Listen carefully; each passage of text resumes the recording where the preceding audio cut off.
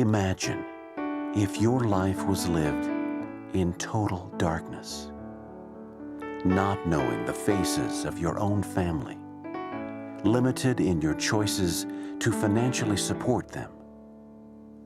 Learning to live life in a visual void is the plight of many around the world. The Vision Treatment Initiative of the Church of Jesus Christ of Latter-day Saints seeks to help and strengthen healthcare organizations offering eye care services to the poor.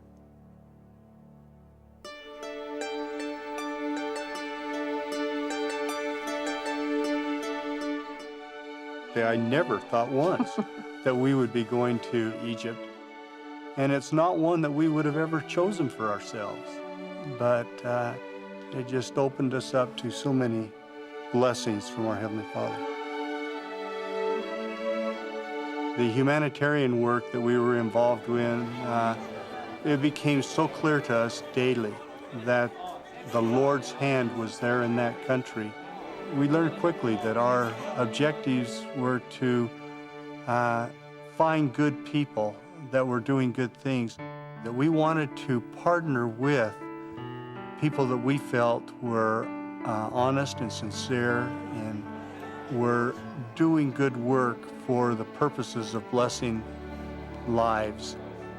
Helping prevent avoidable blindness and visual impairment, along with other eye care services, are the key elements of the initiative. We decided that with the gifts that we'd been given, we wanted to serve a mission. When we got the call to Egypt, many emotions went through us for weeks. You know, sometimes absolute fear, sometimes excitement, sometimes, okay, courageous, we'll just go and do and be brave.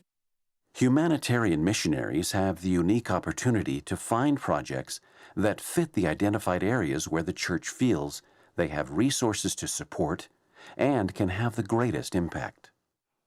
We met such wonderful people while we were able to serve in Egypt. And certainly Dr. Saif and his family are at the head of that list. Dr. Saeed Saif, a renowned doctor of ophthalmology in Egypt, and his charity campaign is an example of how the initiative seeks to serve the poor by supplying essential technical training, equipment, supplies, and organization support to eye care professionals and programs. Vision champions like Dr. Saif are key to successful projects. They have a passion to help people. Dr. Saif, from when he first graduated from ophthalmology, determined that he was going to give back and started with his little poor community that he came from. And every Friday on his Sabbath, instead of being in a mosque or spending his only day off with family, he and his wife would get in their little beat-up car and drive out to the villages and serve people. That charity campaign has evolved into a wonderful, large program now. Sometimes as many as 30 or 40 doctors go with him on these Friday charity campaigns.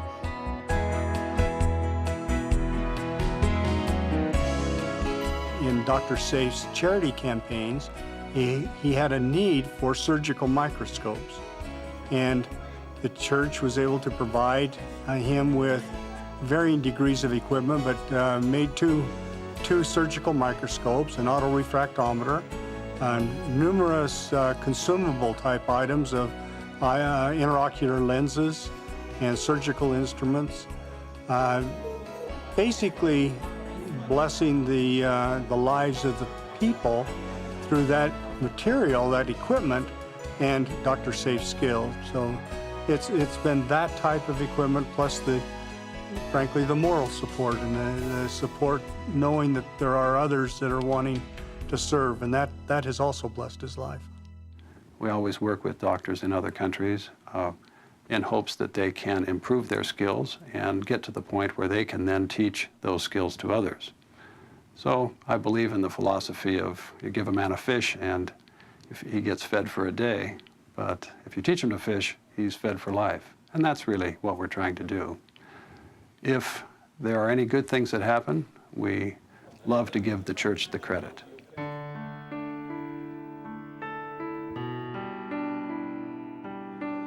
While the needs and approaches will differ from place to place, there are elements that make up an ideal project. The Vision Treatment Initiative works with organizations that are serving the poor and whose goals and approaches are closely aligned with the initiative. Dr. Safe is an ideal champion in every sense of the word. He is renowned in his field, recognized in that community of ophthalmology in all of Egypt. So the credentials certainly give him the credibility. But more important than his credentials is his heart. He is recognized as a true humanitarian that unselfishly gives of his talents and resources to the needy within Egypt. Projects that have a variety of activities or interventions have potential for more long-lasting impact. One of the essential elements is the sustainability of the work, with long-lasting or regenerating beneficial effects. Projects are developed with the specific needs of the country in mind, which might range from eyeglasses to medical surgical training. Ideal projects allow for the purchase of supplies in the local area that is served. This not only helps the economy, but better ensures the equipment can be serviced locally and be most familiar to the ones using the supplies. A closing ceremony upon the completion or final setup of the program allows local leaders and the church to acknowledge the work of many people and the institution involved.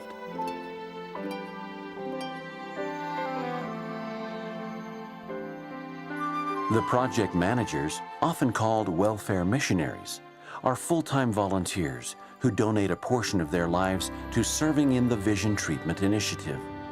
They are not doctors, but come from other walks of life to serve their fellow man. We oversaw, as the welfare missionaries, the different initiatives, certainly the Vision Initiative, and the different aspects and just coordination, making sure that commitments were being met by both ourselves and our partner, such that we would be able to move forward and accomplish the end result that we had mutually agreed to.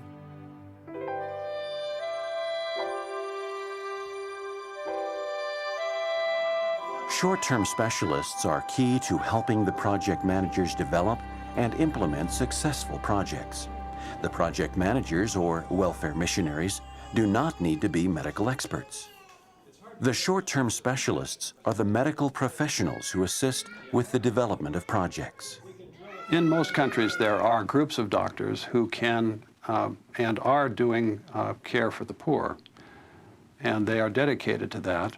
But most of them are having to do that on their own time, with their own money and their own initiative.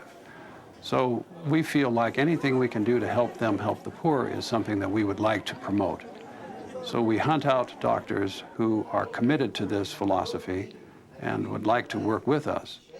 The church provided for us the services of a short-term specialist, a physician who was able to come over and with his credentials meet and convey on that technical level areas that we were not able to do, and to plan an initiative that met the needs of Dr. Safe's charity campaign and tailor that to their specific needs.